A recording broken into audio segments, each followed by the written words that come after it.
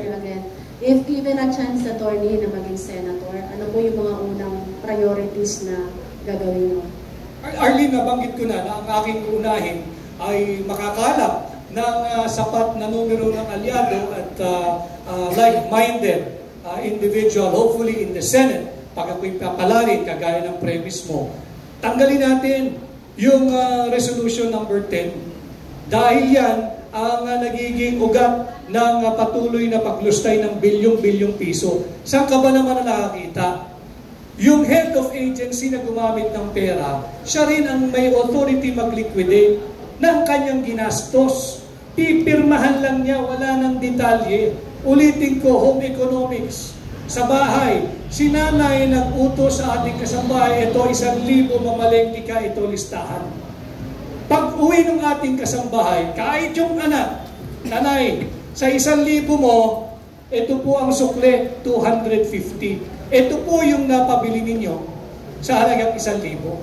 Pwede bang bumalik yung kasambahay sa amo niya? Ito ho nabili ko. Wala kang pakialam kung paano ko ginamit yung 1,000 mo. Basta't yan yung binili ko. Yan ho ang nangyayari ngayon dahil sa resolution number 10. And that is unconstitutional. That is unlawful. Hindi dahil sinabi ko, dahil sinabi ng ating saligang batas. Dahil nandyan yan nakasulat. Article 9, Section 3. Yan, nandyan po yan. Nakasulat po yan. Malinaw po dyan yung functions ng Commission on Audit. Hindi mo pwedeng i-dilute, i-reduce, bawasan, o yung sa salita pa ng Pilipino, kapunin ang mandato ng Commission on Audit na mag-audit sa lahat ng ahensyang gumagamit ng pondo ng bansa.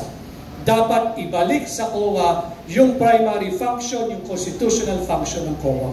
And of course, yung sinasabi nating war on corruption, kung tayo pa ihintulutan at mabigyan ng upuan sa Senado, kung bibigyan nyo ako ng isa sa 12 boto ninyo para maging senador, gagawin ko, sisikapin kong maibalik ang death penalty para sa krimen plunder at droga. At ulitin ko, yung plunder, ibababa natin yung threshold. From 50 million, baba natin ng 5 million. Dahil hindi dapat tayong nakaupo lamang nagmamasid habang ninanakawan tayo at pag hindi umaabot pa ng 50 million, hindi mo pwedeng kasuhan ng plunder. At walang sino man ang makakapagsabi na itong panukala kung ito ay anti-poor. Dahil walang nakapagnakaw ng ₱1,000,000 na matatawag mong mahirap. Ito, ang biktima rito, hindi isang tao. Every time na nagnanakaw ka sa kaban ng bayan, ang biktima rito ay hindi isang tao. Ang ninanakawan mo rito ay 110 or 115 million Filipinos. At higit sa lahat, ninanakaw mo rito yung kinabukasan ng mga kabataang Pilipino at darating pang saling lahi.